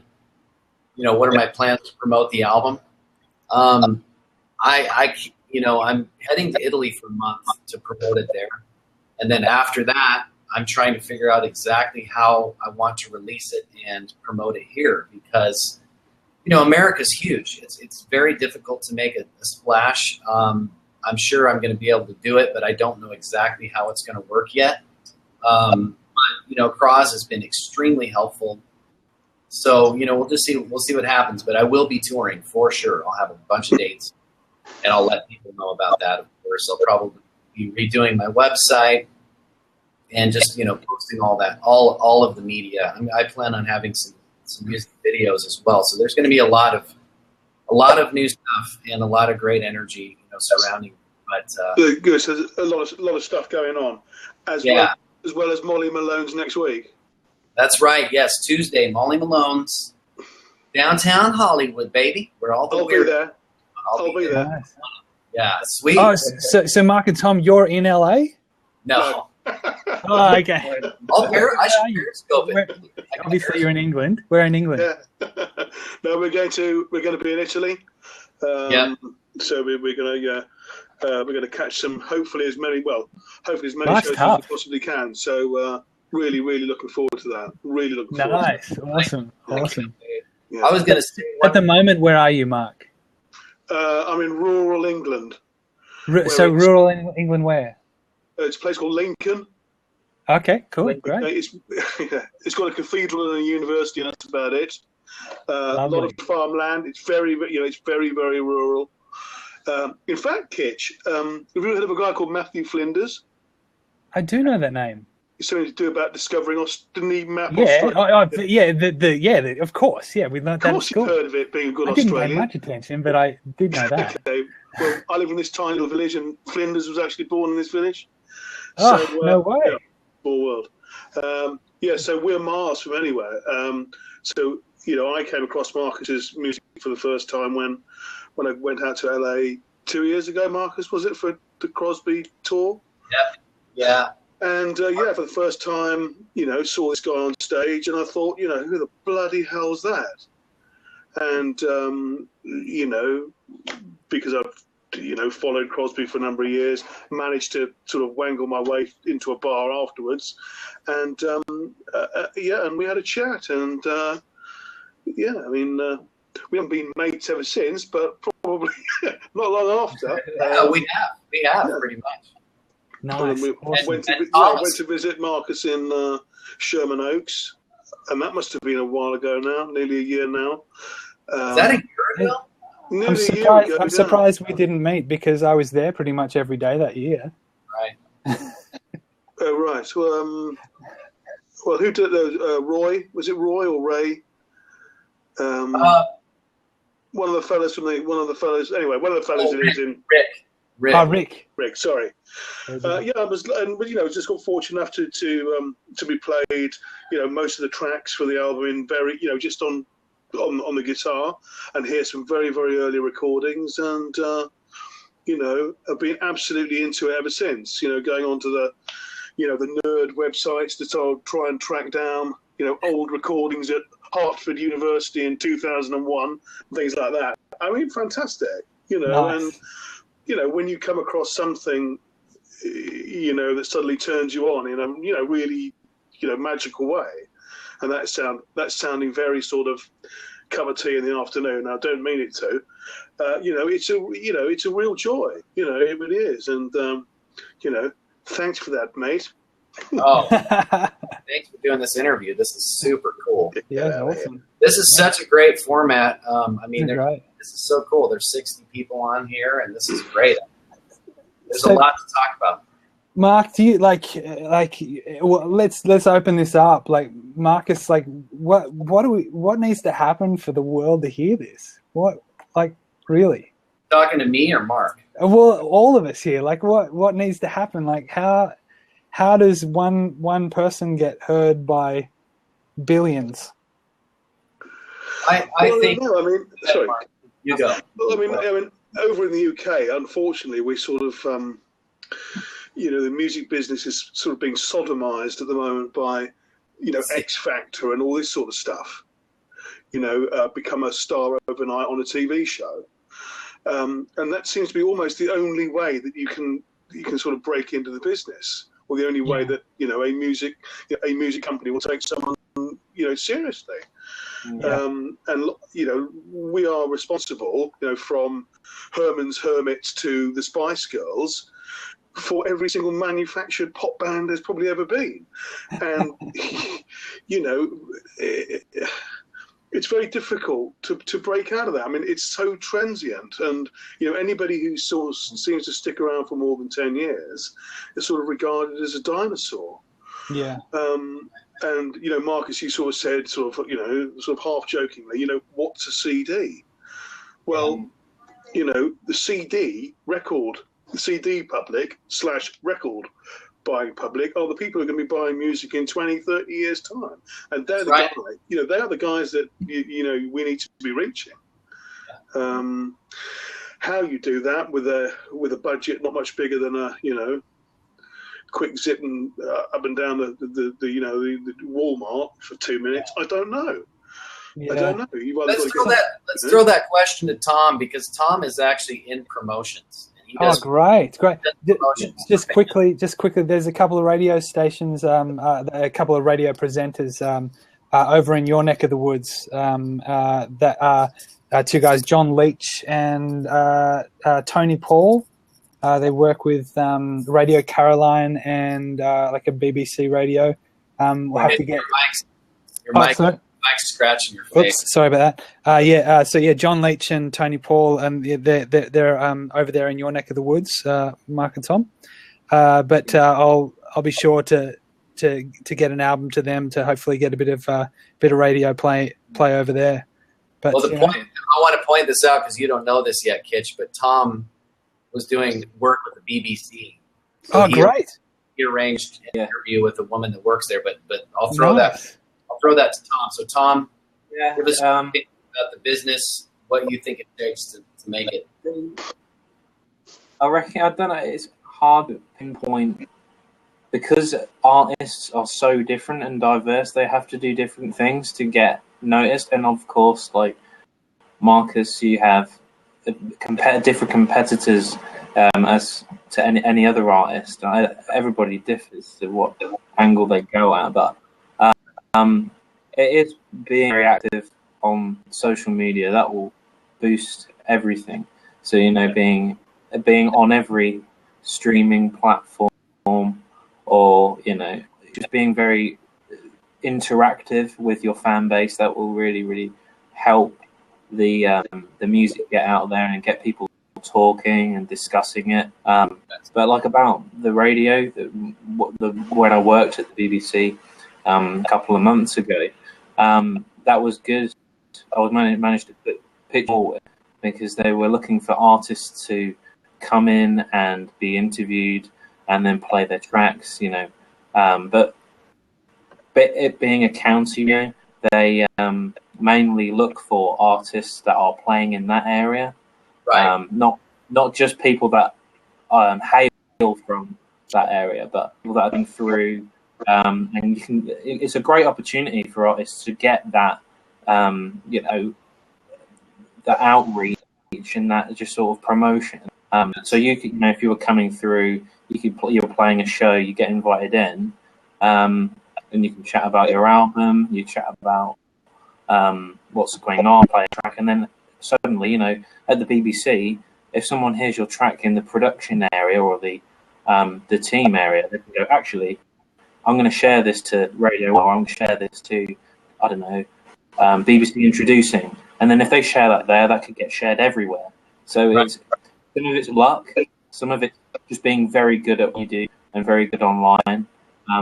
But some bands have got to where they are by playing shows, and just constantly being on tour and playing and, getting your scene to know people, getting to know the PRs and the bands, and they help them get on support tours and stuff. So it's a lot. It's a mixed bag in the way that you got it. I reckon. That point you put over a while ago, Tom, about perhaps releasing that track that Kitch and Marcus decided, or sorry, Crosby decided that ain't going on. But it's something like that. Do you know what I mean? It's part of the album, but it's not part of the album, and it could be that. I don't know, that stands alone on iTunes or YouTube or whatever, and you get 3 sample tracks that aren't part of the. Do you know what I mean? So it doesn't.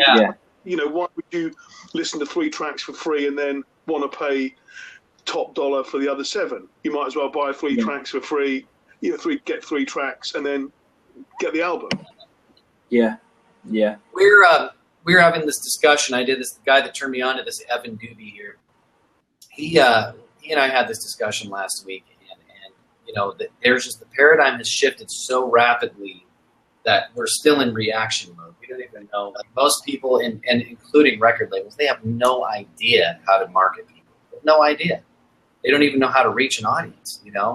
So what they're doing is they're going on YouTube and they're finding these artists that already have followings. So not only do you have to be an artist, you have to be a web designer, you have to be, this album agent. Yeah, this album's a perfect example. This is something that I want, Marcus. Absolutely. The people on here are connected. I'm sure that everyone here would actually want a physical copy of the album. Right. So, reckon what the audience is looking for. So, if there's a young band that's just started up and they've got a really young audience, then of course they're going to download it. Right. Of course they're going to download it illegally or stream it. But for your audience, I reckon a lot of people would actually want the physical copy of it. So I think going with the physical is great. And digitally as well, it's a bonus, isn't it? It's a win-win, really. Absolutely. And the thing is, you can go up on the stage and you can say, hey, I've got a digital copy of my album, but you can't sign a digital copy of your album for somebody and you can't hold it. To me, I'm not saying that I'm, in the past about CDs are going to be around for a long time. We don't even have disk drives on our computers anymore. However, when I play live, people want a physical item, So you're either going to sell them a CD or you're going to sell them a sticker or a T-shirt or something. But I still believe in the power of the album, meaning that I created this as a full album. It's not a single song. The album's not based around one song. It's based around the power of the full album with a lot of attention to detail, and the artwork and everything ties the whole thing together. So I think it's still a statement. Also, Marcus, I know that somebody in the comments section referred to how you're going to promote the tour. I know you said you're going to Italy, of course, but before the album comes out, before you release the whole thing, are you going to put out a for it to build it up a little bit to acquaint some of the yes. You said, am I going to do what? I missed that word. Oh, acquaint the fans, or warm them up for the whole thing. Absolutely. I want to have a couple of videos. That's really what I would like to do. I'd like to do either a couple music videos, which is in the works, and then some live stuff, some live videos, but just some really great stuff, and really, really build up the YouTube thing, because, the fact is, I'm the type of artist that you can listen to the album, but people are fooled a lot by production trickery now. You can go in, you can auto-tune the vocals, you can have other people play on your stuff. you never see the process.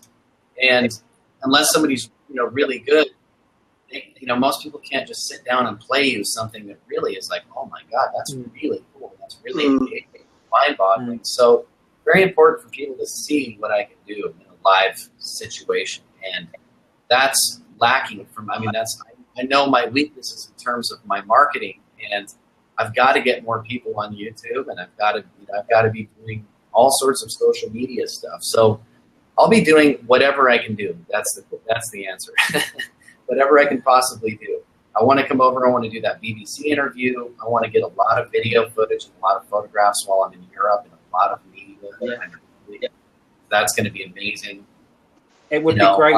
It would be great to see, like, I know bands do this. I don't know if it would be if you'd like to do it, but to like put out videos of what they're doing every day, or like, I don't know, 3 or 4 minutes of, oh, here I am at the BBC Lincolnshire, right, I'm setting up now and playing and stuff, and that would be cool to see, like things that we might not see, like we get to see.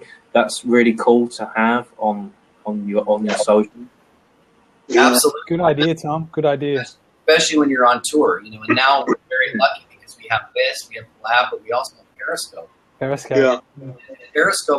Periscope wasn't out when we were doing the album, and man, it kind of bumps me out because going back to, we're talking about the favorite moments. Man, when Crosby was over here, that would have just been awesome to be Periscope. It would have also, we had this amazing violinist named Anne-Marie Calhoun. That was so fun, and it would have been so cool to have Periscope, but it just wasn't there.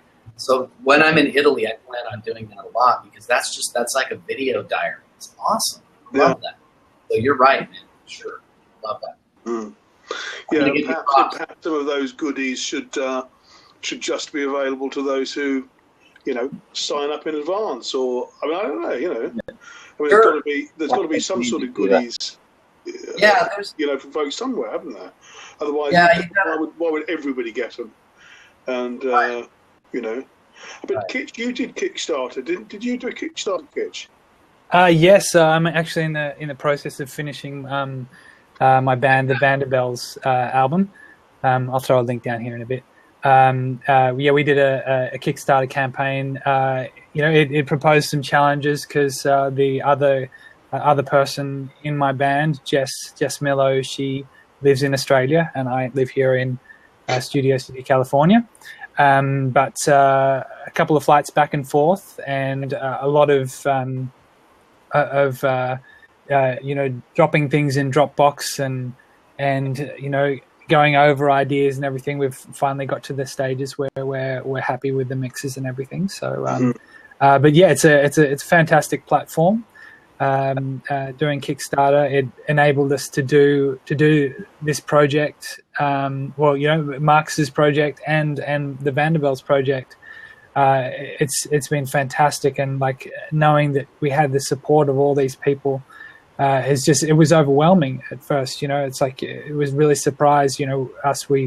We set out for a certain goal, and it went way above that, and it was like, okay, well, we want to do something really great, and enable us to get on the Vanderbilt's album. We had like a 14-piece string section for a few tracks, and we're able to go into a proper studio, and unfortunately,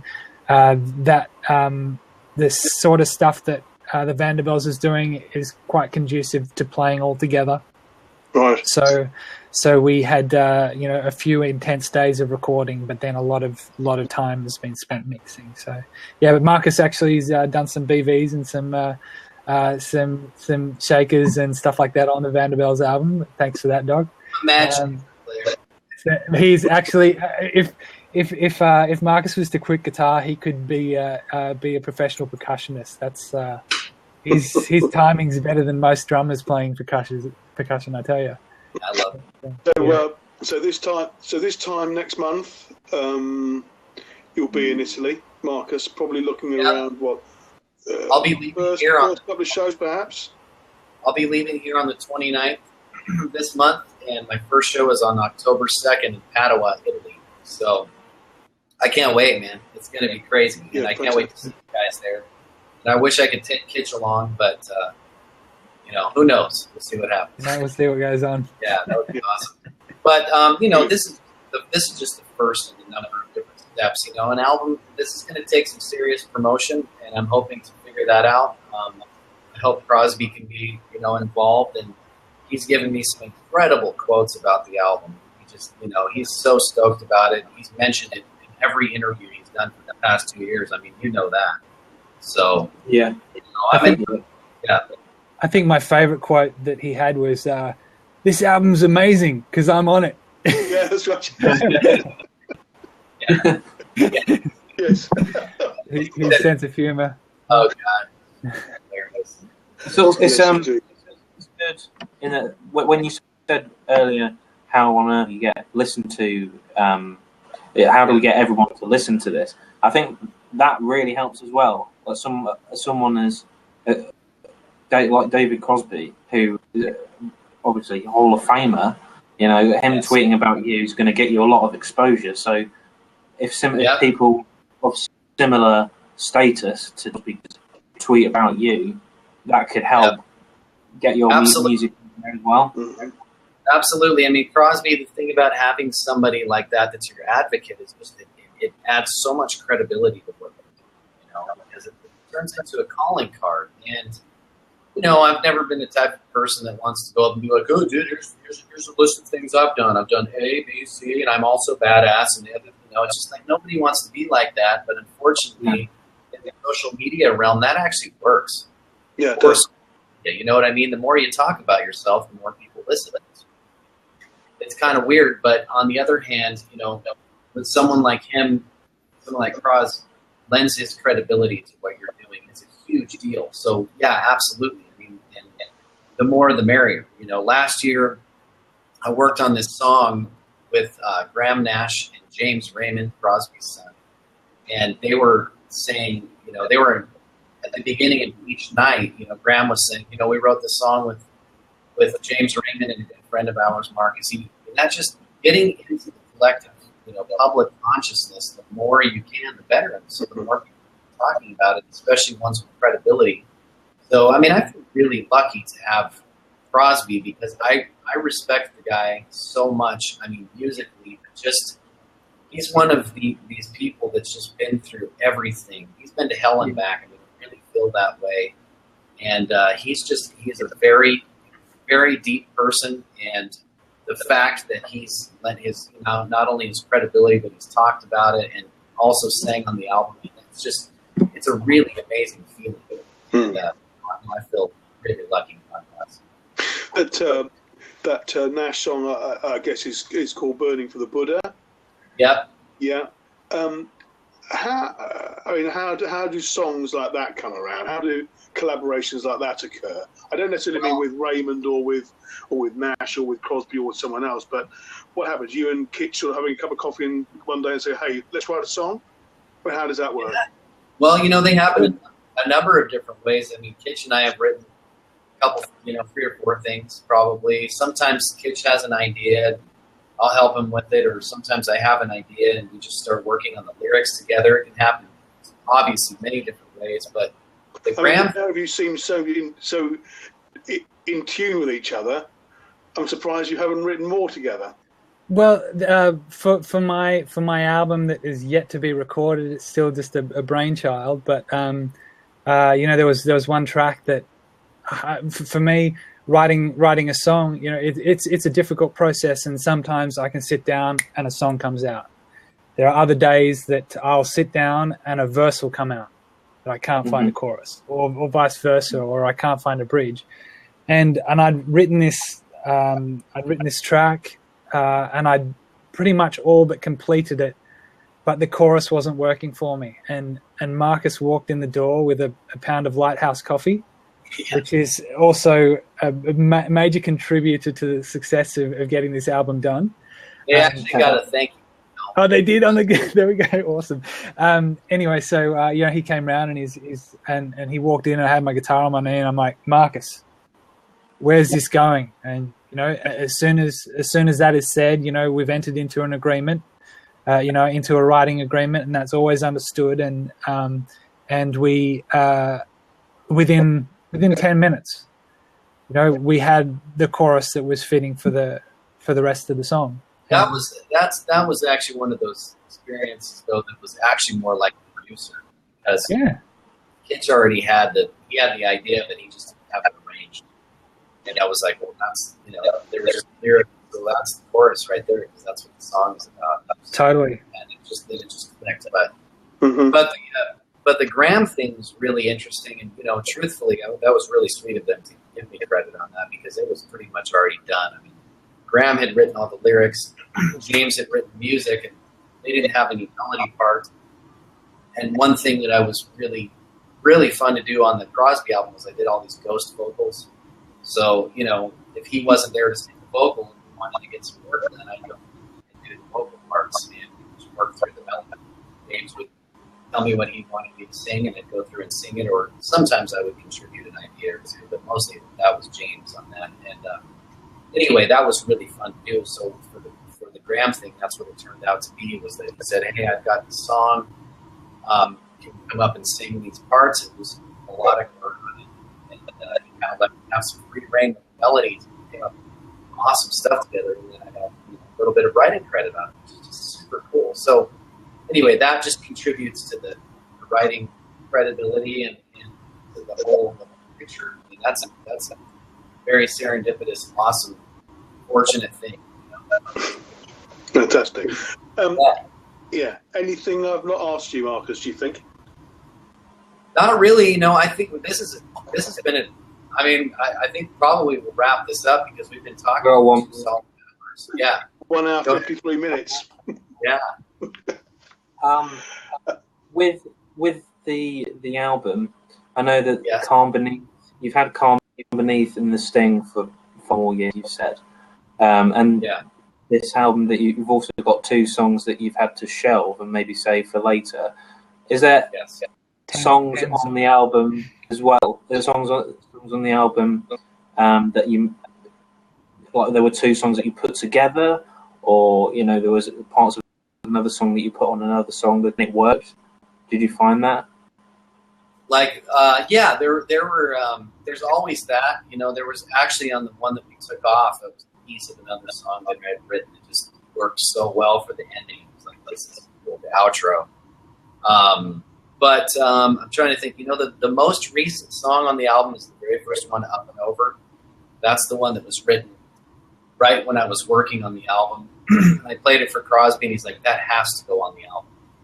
He's like, that's better than, that's already surpassed the album. So that went on there. Trying to think of what else. Barbie's the oldest one.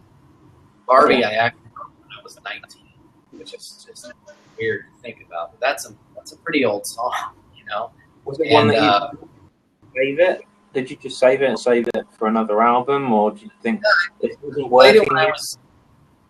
I played it when I was younger, and then I didn't play it all. It's weird. I wrote it, put it aside, never played it through the whole lobby. And then I kind of rediscovered it, probably 6 years ago or something like that, and I played it with Kevin and the band. I was like, we should play this, because it's, because the thing for me, people look at me on stage, and even my family, they're just like, you're so serious. You are so serious. You get on stage and you're serious. I'm like, I'm not. I mean, I'm serious about what I'm saying in the music, but I'm not a serious person. So I just kind of laugh. And Barbie's one of those cool songs that actually gives you the opportunity to show that you actually have a sense of humor musically, as opposed to in between the songs, like making jokes. Because some nights you're just not, like, the audience is not really there with you. Some nights they're not laughing with you. They're just kind of like, entertain me, or, it can be 20 different ways. But anyway, Barbie, it's cool that we finally got to record it, especially with he kicked ass. I mean, that bass part is just sick. It was funny when we were recording with Lee. He was saying that he actually knows who is it, like the knows the real Ken and Barbie, and their parents own Mattel, and they named the dolls after them. and they were actually brother and sister. So that changes the song a little bit, doesn't it? Somewhat, yes. It's a funny track though. It's a lot of fun. It's got a cool guitar solo with like a Leslie effect on it, which is just, I don't know. It's quite avant-garde jazz solo. It's great. Yeah, it's sort of like a John Scofield thing. Yeah. You know? I feel like I don't know if you guys know John Scofield's work. Yeah, of course. Amazing guitarist, and I feel like his playing has a lot of humor in it. When you hear him play, it's just funny. It's kind of like, oh my God. Mm-hmm. Tell he's got this kind of sinister, weird sense of humor in a way because of his music, and so I like that tone, and I went with it. Oh, good man! Excellent, good stuff. Well, it's getting towards 10 o'clock here in yes. This has been great, guys. Yeah, I'll make a little wrap up statement here, and then we can all say our piece. But everybody that's on here, there's 70 viewers, pretty much, or 69, which is the best number in the world. So, thank you guys for all logging. Thank you guys for all logging on. This is awesome. I mean, this has just been really, really cool, format, and we'll do it again. We will definitely do it again. Kitch, just for people that don't know, Kitch engineered the new album, and it's called Versions of the Truth, and he also helped me produce it, in addition to singing on some stuff and playing on there as well.